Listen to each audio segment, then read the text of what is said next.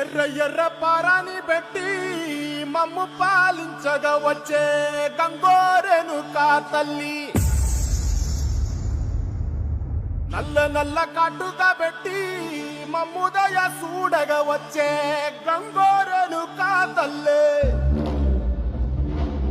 కల్లు కల్లు గజలు కట్టి మమ్ము నడిపించగా వచ్చే గంగోరెను కా తల్లి.